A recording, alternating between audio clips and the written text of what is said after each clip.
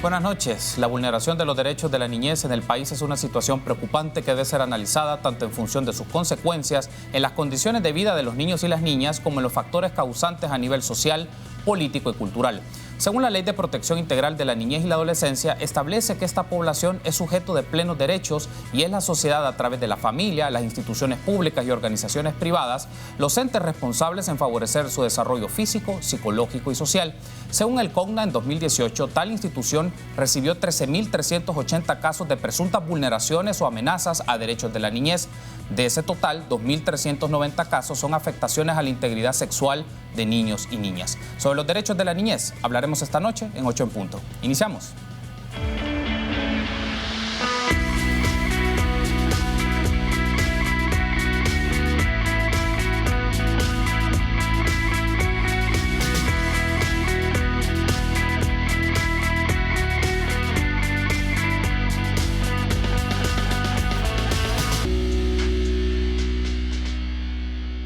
Muy buenas noches, qué gusto que nos acompañe en una nueva emisión de 8 en punto. Les saluda Carlos Monterrosa, martes 5 de noviembre del año 2019. Vamos a dedicar el programa para hablar de la vulneración a los derechos de la niñez y el caso del magistrado Jaime Escalante y la reacción que ha generado particularmente ante el comunicado de la Cámara, primero de lo penal, de la primera sección del Centro de San Salvador, que hizo una referencia sobre este tema. Para abordar este tema y sobre todo los sistemas de protección hacia la niñez y la adolescencia, es un gusto para mí recibir en este set a Yesenia Segovia, asesora nacional de género de Plan El Salvador, y a Roberto Rodríguez, especialista de protección de UNICEF en El Salvador. Buenas noches, bienvenidos a 8 en punto. Roberto, qué gusto. Muy buenas noches, Carlos. Es un gusto acompañarles a ti y a quienes nos acompañan esta noche. Gracias por tomar la invitación, Yesenia, bienvenida. Sí, qué gusto gracias. Nuevamente. Bueno, gracias por la invitación. Buenas noches a todos y todas. Muy bien, veamos entonces la nota de contexto. Todo comenzó a inicios del 2019, cuando se acusó al magistrado Eduardo Jaime Escalante por el delito de agresiones sexuales. Esto llevó a que fuera desaforado para iniciar el juicio. Fuero no es tapadera para ningún funcionario, sea este el mismo presidente de la República, magistrado, diputado o ministro. El que comete un ilícito debe enfrentarse a los tribunales. Desde la audiencia inicial, el magistrado logró que se cambiara la tipificación del delito por el que se le acusaba. El hecho que la fiscalía está señalando, él no tenía ningún control sobre la niña, no lo hizo en su función de magistrado, ¿verdad? Entonces dice, no se le puede aplicar ese agravante. Tras casi 9 meses de proceso, la Cámara Primero de lo Penal de San Salvador dictaminó que no hubo agresión sexual contra una niña de 10 años. Sino una falta. No hay delito. Eso ha dicho la Cámara. La Cámara lo que dice es hay otro tipo probable de conducta y lo que hace es declararlo como una falta que deja de ser delito. Esto generó el rechazo desde diferentes sectores de la población. Es la preocupación que se manifieste o que se exponga o que se diga en una resolución judicial que el tocamiento a una niña pues no constituye delito. Eso sí lo hemos lamentado. Estamos convencidos de que esto es un delito y de que debe de ser conocido por los tribunales correspondientes. Incluso la sociedad civil se concentró frente al Centro Judicial Isidro Menéndez para rechazar esta postura. También el presidente de la República, Nayib Bukele, se pronunció. El problema de los magistrados es que los magistrados no han dicho que el otro magistrado es inocente, sino que lo que han dicho es que no es delito. Es decir, ni siquiera se pudo probar si era culpable. Simplemente dijeron, no es delito. Ante esto, los magistrados Guillermo Arévalo Domínguez y Martín Rogel dijeron que entregarían a la Corte Suprema de Justicia y la Relatoría Especial para la Independencia Judicial de la Organización de las Naciones Unidas por considerar que dichos actos del presidente constituyen una interferencia de la actividad judicial. Para 8 en punto, Alonso Castillo. Muy bien, agradecemos a Alonso Castillo esa nota de contexto que nos permite abordar el tema de esta noche, no solo la vulneración a los derechos de la niñez, sino empezar un poco con la lectura de nuestros invitados de este caso del magistrado Jaime Escalante y lo que ha significado esta comunicación de la Cámara Primera de lo Penal a la expectativa de que la resolución pueda ser pública, que pueda ser conocida por la ciudadanía. Pero partamos un poco de lo más básico, Yesenia, luego escucho a Roberto. ¿Cuál es la posición de Plan respecto al caso del magistrado Escalante Díaz? Sí, bueno, de nuevo, gracias, buenas noches, qué bueno que se propicie este espacio para poder escuchar otras voces también. Para Plan Internacional, este es un hecho altamente preocupante, lamentable también, pues estamos hablando de una situación de vulneración de derechos, en este caso de una niña, ¿verdad? Consideramos que al haber una tipificación inadecuada o incorrecta también de lo sucedido, podemos estar ante una situación de impunidad, una situación que está dejando un mensaje también de preocupación a la población, también un mensaje en donde los niños y niñas entonces se preguntan, bueno, ¿y entonces quién nos protege? ¿En quién confiamos?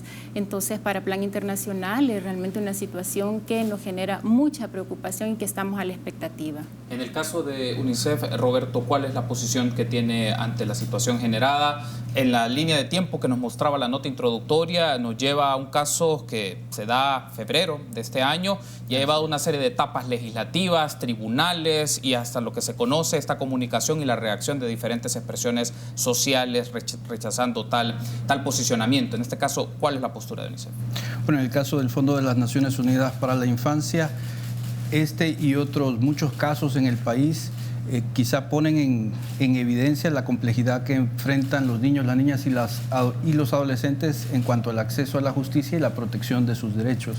UNICEF es muy respetuoso de la independencia judicial, de la imparcialidad que tienen los jueces, pero quizás lo que nos demuestra, y tú nos comentabas al inicio del programa, las estadísticas relacionadas con el número de denuncias, por poner también un ejemplo, a partir de datos oficiales, nosotros hemos identificado que cerca de 4.590 denuncias de adolescentes han sido vinculadas con el tema de violaciones al derecho a la libertad sexual de niñas, niños y adolescentes. Eso significa que un estimado de 11 niñas, niños y adolescentes son víctimas diariamente de este tipo de situaciones.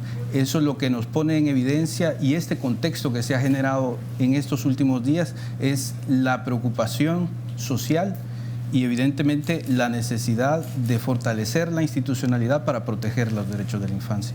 ¿Qué nos refleja, Roberto, este caso del sistema de justicia en el país hacia la niñez? Por las reacciones que esto se ha dado, a la expectativa de una resolución, pero por esta secuencia temporal, las declaraciones, los posicionamientos, varios agentes políticos, institucionales y judiciales involucrados, ¿qué nos refleja del sistema de justicia hacia la niñez?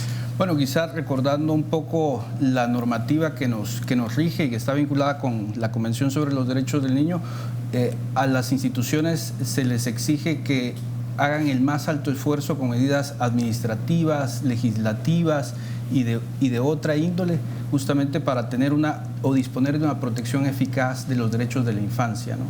Entonces, lo que evidencia o lo que ponen de manifiesto este tipo de situaciones o este tipo de casos que se presentan en la sociedad salvadoreña, con independencia del resultado que se genere a partir de los procesos judiciales, es que necesitamos seguramente revisar la legislación existente y fortalecer la forma en cómo interpretamos estas disposiciones a efecto de garantizar de manera efectiva los derechos de la niñez. Ahora quiero pedir a producción, nos puede poner en pantalla un full sobre un posicionamiento de diversas organizaciones internacionales con sede en el país, me refiero a no gubernamentales, que trabajan en función de los derechos de la niñez y adolescencia. Y eso nos permite también consultarle a Yesenia un poco esta lectura, particularmente de la divulgación de este comunicado, en el cual hacen un énfasis muy particular, Yesenia, al trabajo de instituciones, específicamente Procuraduría para la Defensa de los Derechos Humanos, Fiscalía General de la República y el CONNA. Esto me permite plantear, ¿hay alguna deuda de estas instituciones respecto a este caso que puede reflejar patrones de algo más sistémico que vive en nuestro país? Es decir, ¿qué deben estar haciendo estas instituciones ante esta situación? Sí, bueno, por un lado consideramos que es importante reconocer avances que hayan existido, avances que han habido. Se cuenta con una ley especial de protección de la niñez y de la adolescencia, la LEPINA. Contamos con un sistema también de protección. Eso es importante reconocerlo, pero también es importante advertir los riesgos que puedan estar reflejando resoluciones como estas, en el sentido de un posible retroceso también en relación a la aplicación de normativas a favor de la niñez. Consideramos que cada institución, a partir del rol que le corresponde a cada una, debe de posicionarse, y por otro lado también debe de revisar cómo han sido también los procedimientos, cómo es que las leyes, la política, en especial la LEPINA, también se está implementando, también es importante. También consideramos como organismos internacionales, en este caso como Plan Internacional, que es necesario también escuchar las voces de la niñez, entender la situación de vulneración en la que los niños y niñas están. Esta resolución también lo que está reflejando es que, si bien por un lado existen una serie de elementos, una serie de situaciones que hacen ver que efectivamente en febrero, como lo decía la nota, algo ocurrió en esa colonia en donde este magistrado supuestamente estaba ahí, algo sucedió. También nos dice que es necesario poner atención a qué es lo que está sucediendo con los delitos relativos a la libertad sexual, porque no podemos desconocer que si algo ha sucedido, la niña no pudo haber inventado una situación y por lo tanto las instituciones, a partir del rol que les corresponde, tienen que conocer en profundidad, pronunciarse y exigir que se siga el debido proceso. Justamente tenemos en pantalla en este momento el tuit de Plan, pero donde se pone adjunto 2 imágenes del comunicado que se publicó recientemente de esta serie de organizaciones que trabajan en función de la niñez. Y hay un aspecto que quiero retomar y nos va a permitir ampliarlo en el siguiente segmento, Roberto Pérez, lo que requiere a nivel de instituciones, no solo en reconstrucción de hechos y el carácter más probatorio que puede llevar la Fiscalía, sino instituciones que están creadas para esto, como el CONA, como el ISNA o instancias como especializadas, su rol en el posicionamiento de este tema, pero sobre todo qué implica en el campo de acciones, de medidas, de buscar evitar la revictimización de las personas o de los niños aquí involucrados, la niña en este caso involucrada y su familia. Es decir, no solo hablamos del tema de probar los hechos en el caso judicial, sino cómo reaccionan las instituciones que defienden los derechos o que están contra las vulneraciones de los niños y las niñas. Bueno, la verdad es que, como decía Yesenia, hay un punto de partida positivo. Desde aproximadamente el año 2010, El Salvador cuenta con un marco normativo, con instituciones especializadas. Ha sido un camino no difícil, pero ha sido importante el poder situar a la niñez dentro de la agenda pública de El Salvador. Y hay aspectos como la violencia sexual, por ejemplo, que quizás requieran de una mayor atención de la institucionalidad pública, porque pensando en voz alta, seguramente hay otros tipos de violencia a los que les hemos dado un nivel prioritario en la atención pública, ¿no? Hay un aspecto acá que me gustaría ampliar en el siguiente bloque, que es sobre esta decisión de la Cámara, pero las reacciones que esto tiene y sobre todo su vinculación con el sistema de leyes nacionales e internacionales en función de los derechos de los niños y las niñas. Eso al regresar.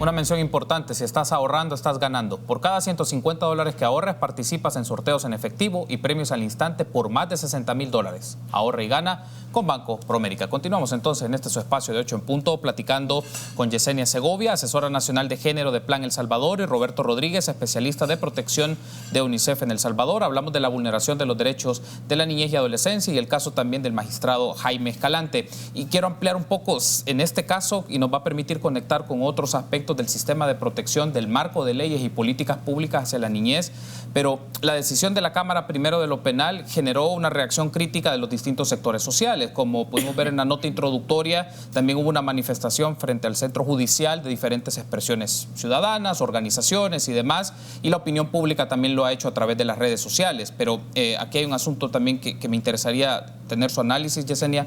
¿Usted considera que se omitieron por los magistrados el sistema de leyes nacionales y convenios internacionales respecto a la niñez y la adolescencia? Evidentemente lo que tenemos es un comunicado, se espera una resolución, pero el comunicado nos da algunas pistas sobre algunos aspectos argumentativos. ¿Ustedes consideran que se omitió por estos magistrados todas las leyes que existen en función de los derechos de los niños y adolescentes, pero también los convenios internacionales? Sí, como decíamos anteriormente, sí, consideramos que aquí ha existido de alguna forma alguna omisión y de alguna forma también coloca en riesgo ese retroceso, porque hay toda una legislación nacional a favor de la niñez, la LEPINA, decíamos, el Código Penal también, pero por otro lado hay compromisos internacionales.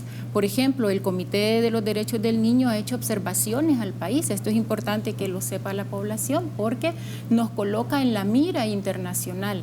Ha hecho observaciones concretas referidas a su profunda preocupación por la impunidad en la que muchos hechos de violencia sexual contra, sobre todo las niñas, pero también los niños y adolescentes, está quedando ahí. Ha hecho ese llamado de atención al país para hacer esa revisión y además para acelerar todas las condiciones que se tengan que acelerar y generar para efectivamente proteger a la niñez y la adolescencia. Pero hay otros compromisos, por ejemplo, en el marco de los Objetivos de Desarrollo Sostenible, el objetivo número 5, por ejemplo, que habla sobre la igualdad de género y la eliminación de la violencia sexual y otras formas, también coloca al país en la mira de qué tanto estamos avanzando, qué tanto estamos realizando acciones también articuladas y las instituciones del Estado también cumpliendo su rol. Por lo tanto, sí consideramos que es necesario que cuando se haga una resolución, se emite una resolución, se tenga en cuenta este marco nacional específico, pero también el marco internacional. Hablamos de leyes nacionales, hablamos de convenciones internacionales, Roberto, que defienden los derechos de la niñez y promueven expresiones de acciones de política pública, medidas de los gobiernos y otros aspectos. Pero otro de los asuntos, y ya vamos a hacer la transición a otros de los temas, pero porque ha estado en debate, ¿por qué componentes técnicos, jurídicos y procedimentales? No vamos a entrar en tanto detalle en esto, pero ¿qué implicación tiene? Si lo podemos ver a nivel social o a nivel institucional, que en este proceso en particular la Cámara definiera la conducta ya no por una agresión sexual en menor, sino en una falta. O sea, ¿qué implicación tiene cambiar básicamente la conducta de una agresión sexual y lo que eso significa por lo que puede tener una consecuencia legal a una falta? ¿Qué implica esto? Bueno, la verdad es que hay que tener en cuenta que si hay un sistema que permite revisar las resoluciones en el país, es el mismo sistema que se ha diseñado dentro de la Administración de Justicia y que permite que diferentes tribunales analicen un mismo supuesto, ¿no? Entonces, realmente este proceso está aún abierto. Sí, y sin entrar en las profundidades del caso, porque es imposible a partir de que no hay una resolución brindada, que no se conocen muchos de los aspectos más que han sido compartidos desde el ámbito periodístico. Lo cierto es que la garantía que da la institucionalidad, permitir revisar este tipo de situaciones, también da garantías de que las normativas internacionales y nacionales puedan ser revisadas continuamente, ¿no? Y ese es uno de los elementos que se ha construido a partir de los múltiples tratados de derechos humanos que tratan de garantizar un debido proceso, una instancia imparcial e independiente. Por ejemplo, ahora, y eso me permite llevarlo a la faceta más de conocimiento público por reacciones de legisladores. Los diputados y diputadas han reaccionado con la propuesta de hacer reformas legales, derogar el ordinal cuarto del artículo 392 del Código Penal, que es este tema particular de una falta, o aumentar los años en prisión. Pero, Roberto, ¿es esta una respuesta efectiva de los legisladores hacia situaciones o causas mucho más profundas? Creo que lo positivo es que diversas instituciones públicas y sociales han identificado en este momento y en este contexto la necesidad de pronunciarse sobre algo que no queremos como sociedad. Creo que este tipo de pronunciamientos o este tipo de mensajes desde diputadas y diputadas es positivo. Seguramente como UNICEF lo que nosotros indicaríamos es que es importante también construir respuestas integrales, ¿no? Es importante revisar ese marco normativo que ha sido señalado en este caso específico, sí, pero evidentemente no será el único aspecto que haya que revisarse a nivel de marcos normativos y quedándonos solo en eso. Hace falta una revisión más exhaustiva de lo que estamos haciendo bien como país en el cumplimiento de normativa internacional y también aquello que merece modificarse o mejorarse para lograr los estándares que nos imponen los tratados internacionales. Retomando entonces esta idea, Yesenia, para usted o desde su lectura, este tema de hacer penas más duras o cambiar las tipificaciones o en algunos casos derogar ciertas características del Código Penal, ¿es una respuesta complementaria o es algo que se debería estudiar con más cautela y ver otro tipo de factores o variables, o es una respuesta, esos son términos que yo uso, más inmediatista de los políticos ante un escenario de este tipo? Sí, Mire, cualquier propuesta tiene que ser estudiada, tiene que tomar su tiempo también, por supuesto no dejarla rezagada, pero sí analizarla. Es importante y en todo caso también es positivo que también los diputados y diputadas expresen su preocupación y que tengan la iniciativa de generar propuestas. Consideramos que eso es positivo. Si es suficiente o no, pues eso también nos lleva a otras lecturas. El fenómeno de la violencia sexual no puede entenderse desde una sola mirada.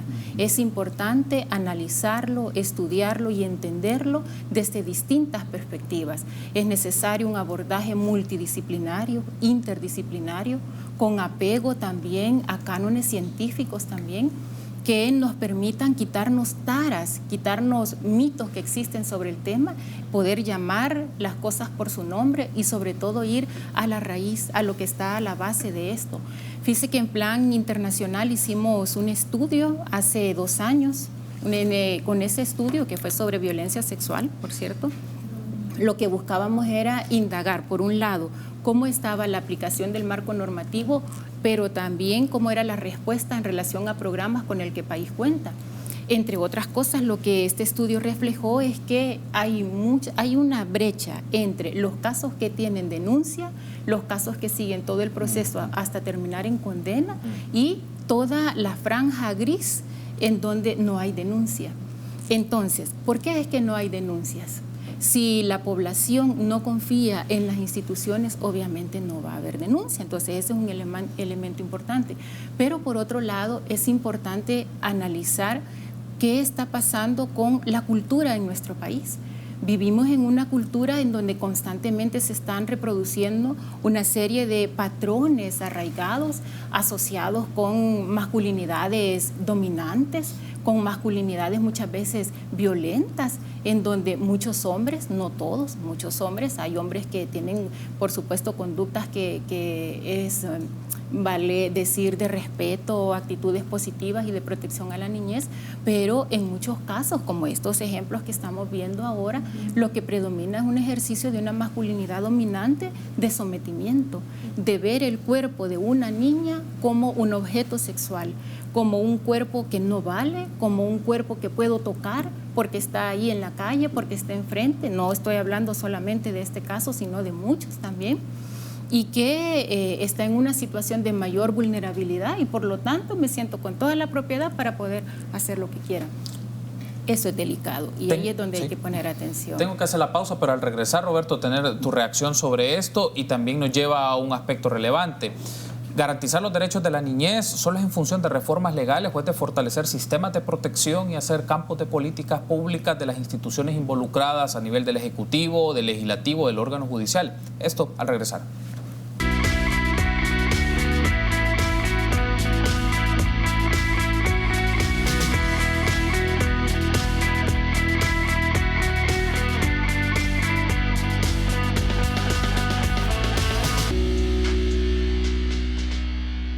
Seguimos platicando de la situación de los derechos de la niñez y adolescencia con Yesenia Segovia, asesora nacional de género de Plan El Salvador, y Roberto Rodríguez, especialista de protección de UNICEF en El Salvador. Roberto, teníamos pendiente tu reacción un poco a esto y planteaba la pregunta también que nos permite como profundizar un poco más en este tema. Estos casos, estas situaciones solo son una expresión como la punta del iceberg de una situación mucho más compleja de vulneración de derechos de la niñez y adolescencia, de que se traslapa con acciones de los gobiernos, vulneraciones o ausencias u omisiones. Pero el punto es acá, desde el campo jurídico institucional, la mejor respuesta o el mejor camino desde tu lectura es una reforma legal, endurecer las leyes, o hablamos de más efectividad de los sistemas de protección. Hablamos nuevamente de respuestas que igual de complejo que es el problema sean igual de complejas o de amplias, ¿no? Por una parte, voy a poner solo un ejemplo en relación a las reformas legales. Sí. Entonces, si tú procedes a revisar la normativa penal, por ejemplo, y generas reformas legales para incrementar penas sobre los hechos, descuidas algo que para UNICEF es central, que es la protección del niño. Es decir, los niños que sufren abuso sexual o cualquier tipo de violencia, ¿qué pasa con ellos? Es decir, qué instituciones, qué políticas públicas, qué programas se están desarrollando. Pensar solo en reformar una norma del Código Penal no genera una solución al problema que se le ha generado a un niño. Y eso implica, a partir de lo que tú mencionabas, la necesidad de pensar en diversos momentos, ¿no? Y aquí entramos a la típica idea de políticas públicas que tienen que tener un alto contenido preventivo, que está a cargo de las instituciones que ha creado el sistema de protección, y necesariamente reaccionar frente a este tipo de situaciones a través de medidas de protección frente a aquellos niños que lamentablemente han sido violentados en sus derechos. Y no solo protegerlos a través del sistema de persecución penal, por ejemplo, sino también a través de mecanismos que les permitan retomar su vida, ¿no? Ahora, hay un asunto que no quiero pasar por alto, que mencionaba Yesenia, es específicamente esto de las miradas y los enfoques. Hay enfoques de carácter multidisciplinar que se pueden entender esto, antropología, sociología, derecho, y hemos hablado más en el campo derecho institucional, pero también la lectura desde las víctimas. Es decir, casi siempre los énfasis, lo hablábamos en una de las pausas, es hacia cómo se presentan los casos o quiénes son los victimarios y todo el proceso que se da, pero ¿dónde quedan las víctimas o las posturas de los familiares respecto a esto o el tratamiento de no vulnerar a las víctimas? ¿Cómo se puede hacer un tratamiento para comprender también lo que estas personas, estos niños, niñas sufren y identificarlo, no solo para sensibilizar, sino para cambiar esos patrones de conducta en la manera como cotidianamente se relaciona la gente en este país? Yesenia. Sí, claro, como decíamos, pues es un fenómeno complejo de múltiples aristas y muchas veces no se piensa en el impacto psicológico, social, emocional que una situación de violencia sexual pueda tener en la vida de una niña, un niño, un adolescente. Por ejemplo, por la reserva que el caso tiene, no conocemos si la niña está recibiendo una atención psicológica especializada. Esperamos que sí, esperamos que las instituciones hayan reaccionado y estén brindando ese acompañamiento, pero si no fuese el caso, sería altamente también preocupante, porque estamos hablando de una niña que a sus escasos 10 años ha sido invadida en su privacidad, invadida en su derecho a la libertad sexual, y por lo tanto esta invasión tiene secuelas psicológicas, secuelas de corto, mediano y largo plazo. Para la familia, de igual manera, aprovecho y como plan queremos sí reconocer el rol de la madre de esta niña, una madre valiente, una madre protectora, que independientemente de quién sea el implicado, en este caso pues este magistrado, pero ha desafiado también al sistema al no desistir, al interponer la denuncia. Entonces eso es importante porque nos manda el mensaje a la sociedad. Tenemos que ser sociedades protectoras de las niñas y los niños. Es necesario pensar que son personas, son víctimas, son sobrevivientes las que han sido afectadas, que la violencia sexual tiene, como decíamos, repercusiones no solo en esa vida de esta persona, sino también repercusiones para el país, porque estamos, podríamos decir, naturalizando o casi viendo como algo normal que a nuestros niños y niñas los estén violentando sexualmente. Entonces, eso tiene que ir en algún momento también cambiando, tenemos que ir rompiendo esa naturalización que se tiene del fenómeno. Decíamos, es importante que el abordaje se haga de manera articulada y de manera también multidisciplinaria, porque si nosotros pensamos en cómo la cultura impacta, cómo la cultura influye, vamos a ver que este fenómeno no es nuevo. Violencia sexual ha existido a lo largo de los años de la historia y sin embargo ha sido poco abordado, poco discutido.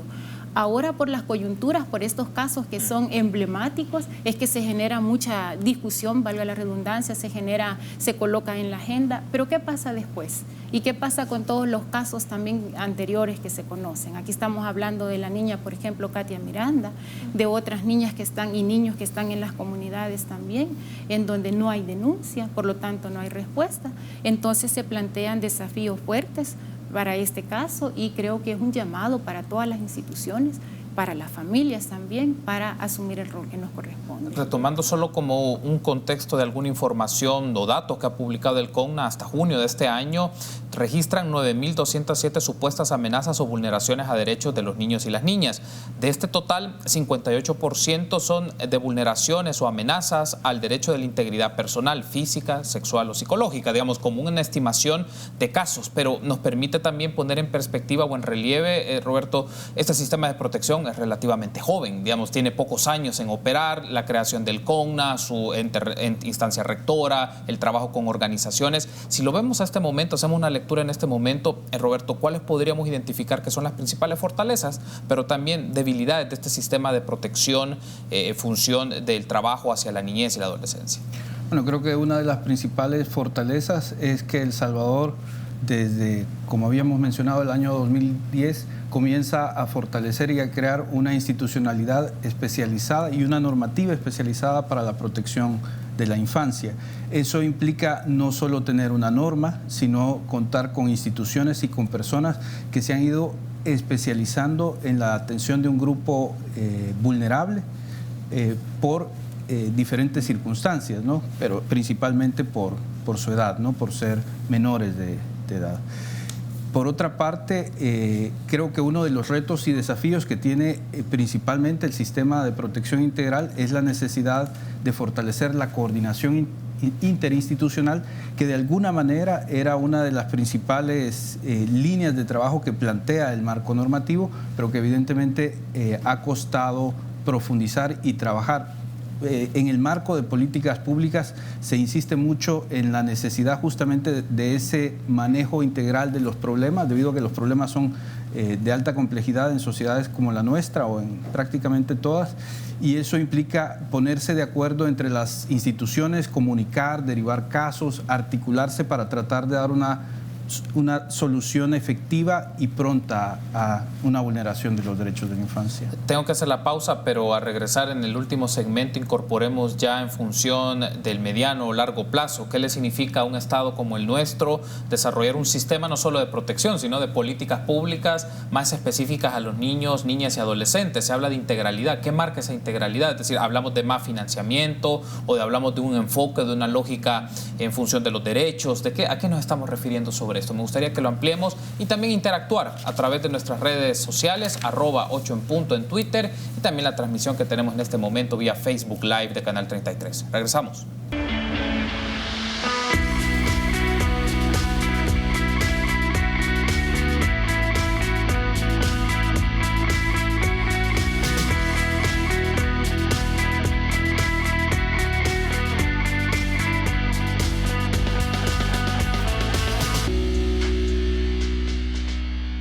Último bloque de esta plática que hemos desarrollado en el programa del 5 de noviembre, 8 en punto, con Yesenia Segovia, asesora nacional de género de Plan El Salvador, Roberto Rodríguez, especialista de protección de UNICEF en El Salvador. Hablamos de la situación de los derechos de la niñez y la adolescencia, la vulneración de estos derechos, pero también llevémoslo un poco, Yesenia, al tema de cómo evaluamos el sistema de protección que hay. Hay una serie de instituciones, una serie de procedimientos, la LEPINA lo establece claramente, pero ¿cómo evaluamos que ese sistema es efectivo en lo que hace? Es decir, ¿cómo sabemos que no solo se reacciona en función de las vulneraciones de los derechos de los niños y las niñas y de lo que hemos hablado solo de un caso de violencia sexual? No hemos hablado de otras expresiones a nivel económico, de vivienda, es decir, pero ¿qué garantías tenemos que existe una evaluación de este sistema y si está dando resultados? Claro, ese es otro de los retos que tenemos, porque tenemos ya alrededor desde el 2011 para acá de implementación de la LEPINA y de la creación del sistema, pero hace falta, lo que usted dice, hacer una evaluación. Hace aproximadamente 2 años hicimos una herramienta piloto para precisamente evaluar cómo estaba la implementación y la instalación del sistema de protección de la niñez. Quedó a nivel de ese pilotaje, hubo algunas situaciones ahí institucionales que ya no permitieron el que se continuara, pero consideramos que hay elementos clave. Por ejemplo, en el estudio que yo les mencionaba que hicimos como plan, allí indagamos cuál fue la inversión que se hizo específicamente para abordar el tema de violencia sexual entre los años 2003 y 2017. Uno de los hallazgos es que en inversión directa el Estado hizo, dentro del presupuesto general de la Nación, destinó únicamente el 0.5%, es decir, alrededor de 13.7 millones en inversión directa, con programas de prevención, con programas de atención, es un porcentaje mínimo en comparación al presupuesto general. Entonces, acá tenemos entonces esa alerta, ¿verdad? Si decimos que necesitamos tener una mirada interinstitucional, como un prisma con múltiples miradas y abordajes, es necesario poner atención cuánto de inversión se destina al tema, qué tanto de efectivos son los programas que se están implementando para atender integralmente a la niñez y la adolescencia, cómo están articuladas también todas las instituciones del Estado, qué rol está jugando la sociedad también civil en esa respuesta también integral. Entonces son elementos que nos tienen que llevar a medir, a llevar esos indicadores también de medición y de evaluar el sistema. Solo un aspecto que me llamó la atención de lo que mencionaba Yesenia, en este pilotaje, ¿cuáles fueron como los principales hallazgos o las primeras ideas que les significa de trabajo para las instituciones del Estado de esta recopilación de datos o información que ustedes obtuvieron? En ese pilotaje lo que encontramos es que el sistema como tal todavía era incipiente y todavía habían áreas en donde tenían que fortalecerse, sobre todo precisamente lo que estamos hablando en el tema de los derechos de protección de la niñez, y que una de las fallas era en la articulación interinstitucional, porque por ejemplo a una niña afectada o un niño afectado lo recibía la policía, por ejemplo, la PNC, pero la remisión para otras instituciones no siempre se daba de la mejor manera, o si llegaba, por ejemplo, se detectaba a la víctima en el sistema escolar, a nivel de los centros escolares, muchas veces se quedaba ahí, no era remitida a otra institución, entonces eso también genera una revictimización. Ahora, Roberto, estamos sobre la marcha de un nuevo gobierno, 5 años de trabajo. ¿Qué le significaría hacer como cambios fuertes, trascendentales, lo voy a poner de esta manera, en la agenda de la niñez y la adolescencia para este gobierno en sus campos de política pública? Es decir, ¿cuáles son como los retos principales de trabajo para este gobierno en esta área, en particular de niñez y adolescencia, y dónde se observarían o se tendrían muestras de que se están cambiando los esquemas o las formas de trabajar puedan ser más efectivas? Bueno, creería en primer lugar que uno de los principales retos está en, retomando un poco lo que mencionaba Yesenia, en generar un proceso de revisión de lo que se ha hecho dentro del sistema y por lo tanto orientarlo a evaluar los resultados, las buenas prácticas y aquellas que lamentablemente no han sido tan buenas del 2010 a la fecha. Es decir, puede ser un buen punto de partida el saber cómo estamos, ¿no?, como país, y en eso UNICEF ha venido apoyando y puede apoyarse con toda seguridad en estos procesos que nos permitan mirarnos frente al espejo y decir qué hemos logrado y qué nos hace falta construir a corto plazo. También, y retomando el tema de esa idea de integralidad, es importante facilitar y favorecer la coordinación interinstitucional. ¿En qué sentido? Evidentemente una institución, siempre mencionamos con estos temas al órgano judicial o al CONA, pero no miramos que hay instituciones que están inmediatas a la niñez, como son las alcaldías, las municipalidades, y que tienen un rol también central en la prevención y la protección de la infancia. Es decir, también tenemos que generar esas alianzas que permitan en estos temas construir respuestas inmediatas y efectivas. No solo hablamos entonces, Roberto, y con esto finalizamos, de inversión en financiamiento. Es importante el dinero y es importante tener montos ya definidos en el campo de programas o de proyectos, pero estamos hablando también de una noción de articular instituciones, pero también esquemas, y a veces las instituciones, quienes las lideran o quienes la están dirigiendo, tienen perspectivas distintas de cómo resolver el problema, y eso puede constituirse en una dificultad, o lo voy a plantear como un reto de trabajo. Nosotros creemos que hemos identificado en los últimos meses señales muy positivas de articulación. Recientemente, como parte de una convocatoria que lanzaba una institución pública este día precisamente, se están buscando generar espacios de articulación entre diversas organizaciones sociales y organizaciones públicas que permitan ir construyendo acciones a corto y mediano plazo frente a este tipo de situaciones en particular. Creo que también de parte del gobierno central hay una posición que ha sido reiterada por diversos ministerios y desde la presidencia que están empujando en ese mismo sentido, ¿no? Antes de finalizar, entonces, me indica producción que tenemos algunos comentarios o preguntas que han llegado a través de nuestras redes sociales, y eso permitirá, pues, en el lapso que nos queda, tener una reacción muy puntual de nuestros invitados. Bien, dice, si así queda ese acto aberrante y queda impune, ¿quién va a proteger a la niñez de cualquier persona que lo manoseen si no es tipificado como un delito, según el comentario de la amiga? Elmer, los aplicadores de la ley han fundamentado su decisión en base al principio de legalidad, en el sentido que la acción realizada por el magistrado no está prevista como delito. En ese sentido, ¿no creen que los legisladores son los que deben de poner más atención al crear las leyes? Pregunta Elmer. Salvador, quisiera exponer brevemente un caso. Hay un empleado público que todos los días durante 5 años estuvo haciendo actos inmorales dentro de un cine y no contento de gastar nuestros impuestos, también solicitaba un empleado en dicho cine. El colmo se produjo cuando solicitó una menor de edad que ha sido denunciado y al parecer es protegido por su jefe. Bueno, esa es una mención. Si es así, tiene que también ir a las instituciones pertinentes. Debería estar en la cárcel. Se acabó en este caso a los niños. Otro comentario, son lamentables los casos de abuso en la infancia, no es justificable de ningún punto de vista, pero que no exista la ley que proteja a los niños, aún con testigos y pruebas. Andamos mal. Son algunos de los comentarios. Tenemos uno más. Muy bien, esos son, ok. Muy puntualmente tener una reacción, Yesenia, sobre esta serie de comentarios que giran en torno un poco a lo que hemos estado discutiendo en el transcurso de esta hora. ¿Quién protege a las niñas, niños y adolescentes? Primero, es una obligación del Estado, asegurar esa protección para esta población. Segundo, la sociedad.